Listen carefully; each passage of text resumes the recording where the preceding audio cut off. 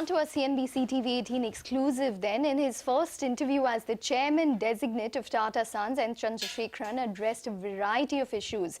He cleared the air on how TCS plans to use its cash pile. He talked about the uncertainties in the IT sector and said that TCS has no such worries, adding that 2017 looks set to be a good year for the company. And Chandrasekaran also spoke about the firm's M&A plans. Here's an excerpt of that interaction with Shireen Ban, which she had with the TCS top brass.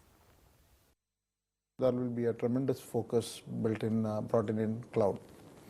We have thought about it, we have discussed and debated our business model around cloud, and we have certain ideas on how we want to go about cloud. So we will put enormous emphasis on cloud. How will you differentiate yourself? Because I mean, there are large players in the market who have a significant head start. So no, I think we are present in that market. We already operate in the cloud space, and it's more a validation by clients that what they would like us to do. So that we have got a very clear view of what we want to do in the cloud space. So you will see focus on that. We have done a lot of work in automation, so we want to see how we can take it to the next level. So it's all incremental. It is all around these technologies maturing and becoming mainstream or about to become mainstream, so we have got to shift the gear. So we always invest early, but you always have to choose when you shift the gear.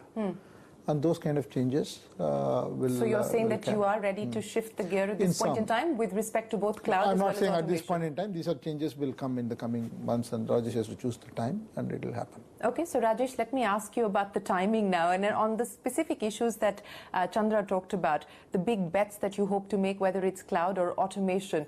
When could we possibly see the company move ahead on this front, and what could it eventually mean as far as business opportunity is concerned?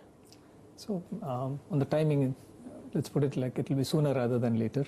And as we start identifying areas where we can actually better partner with our customers, better align our own capabilities behind that, we will keep on carving these out and putting specific focus on it.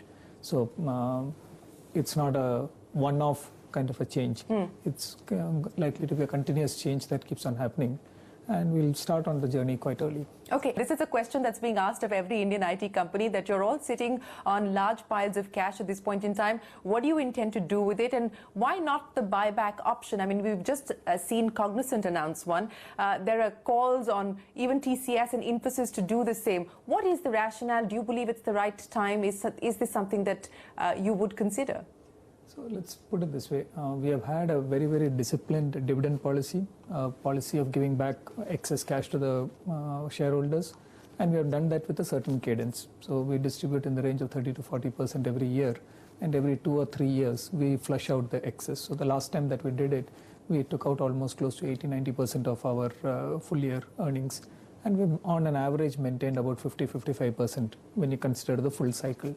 So we will continue to be on the journey of disciplined capital distribution. What could be the pillars around which your dividend and share buyback policy are put together? Our building infrastructure and those kind of things used to be a significant part of our cash 10 years ago, 5 years ago.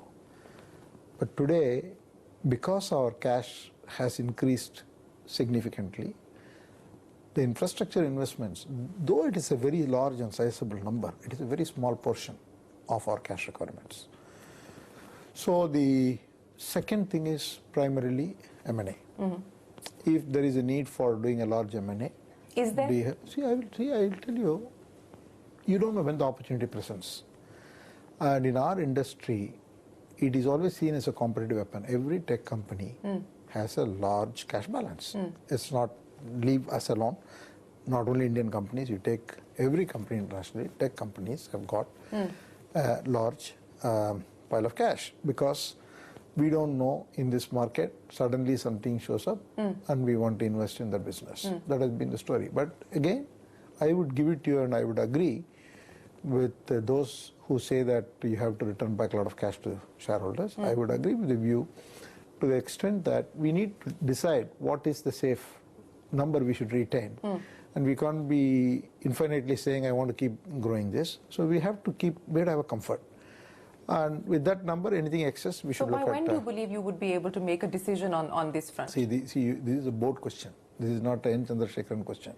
So, When will you take the matter to the board? we have been, this has been discussed in the board a couple of times, Okay. and we will discuss it further. And if the board and we all come together and on a particular view, we will do it. It's a board matter. Chandra, how do you feel about this particular calendar year? I feel very, very, very positive. I think, Rajesh and I were there together, and we traveled and met with a large number of customers. We met people from different industries. And, I didn't come away from any meeting that there is a concern, whether it is due to technology change or due to visa regulation. None of this. There is a lot of demand. And we just need to obviously ensure that we have the right offerings and right solution for the customers so that we are able to capture that demand.